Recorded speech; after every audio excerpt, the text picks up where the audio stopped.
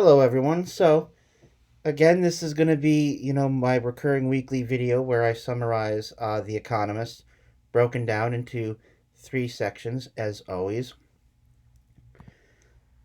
Think tanks. I don't update this that much anymore because, generally speaking, the think tanks I enter are already there. But over 160 indexed think tanks and NGOs that cover a variety of subject matter from migration to gun violence and whatnot. Security issue. The NRA is in some legal troubles. Now, this is actually fascinating for two main reasons. First of all, let me just say I'm a huge gun rights guy. I love firearms, I really do. I love marksmanship and all of that. So let me just get that out of the way where I stand on that politically. And of course, we owe much of the gun rights we have in this country to the NRA. But unfortunately, I will admit that we also do that the NRA, National Rifle Association, is kind of central to the debate when it comes to gun crime in America. We just you can't really have a separate conversations about that.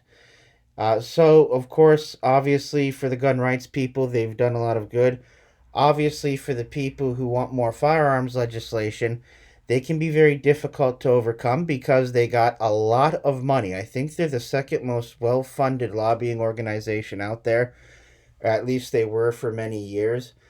AARP being always a bit more funded than they were. And they have only really the one goal, which is to stop something from being done. Whereas if you're crafting a gun policy, you have a much more difficult battle because, of course, you got to be for certain things and striking down certain things. Much more complicated to create something than to just block something. Now, they're in legal troubles, and this has to do with, to make a long story very short, they've misspent a lot of funds, and nonprofits, or at least they're alleged to have, the current president, Wayne Pierre. Uh, Nonprofits are interesting in America because they have a whole separate characteristics. They have a whole separate list of characteristics that they have to meet. And, in the ways that some private corporations don't, because to an extent, nonprofits generally are allowed to be nonprofits because they serve the greater good. And so for that, they have, like I said, significant ethical criteria that, say, a small business owner doesn't have. Nonprofit Kit for Dummies is actually pretty interesting if you want to read that. So the thing is if people in nonprofits have severely misspent funds, nonprofits can be dissolved. So the NRA is actually in very, very serious trouble here. And I'm kind of wondering why this isn't a bigger story in the news, except for Western news media is generally just trash. And of course, there's the elections, so naturally that's got to be covered. And that's going to take precedent over a lot of stuff. And even though the elections are several months away, the primaries are not.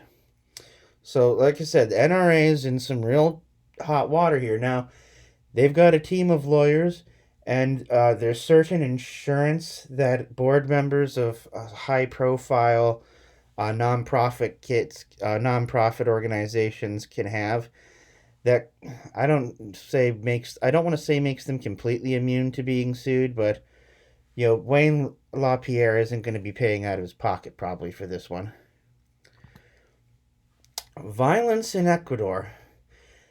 So for those of you who don't know, there was literally a takeover um, of a TV channel by armed hooligans. I know this is actually almost parody. And this kind of surprised me because I had no idea that Ecuador was going through such problems. Apparently, there's been a huge spike in crime. And this spike in crime is actually due to the fact that there's an weird Ecuador Antwerp connection. It's like, like there was the the French Connection back in the day.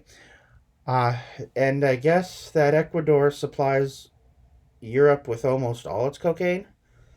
There must be a lot of money in that. So that's so that's the reason for that. Tantalizing tangibles. This is where I get into fun stuff. So, I'm 41, and being 40 is very interesting because I've sort of see that society moves in like decades long cycles. I always thought this was interesting, because certain issues that are considered maybe new issues now, actually weren't. They were issues that were relevant when I was a kid. They're just being sort of rekindled. So Broadway collapse, and also too, I like to put into here, the thing about AI taking jobs. Um, but Broadway collapse is one of these things that keeps being brought up every several years.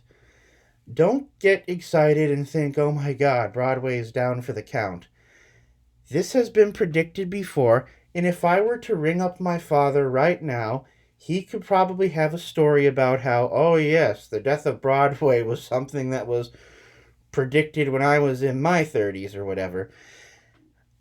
I wouldn't get excited about this. I'm just using this as an example of how you can notice repeat patterns and stuff like that. Broadway's always going to collapse, something's always going to take your job, and on and so and so.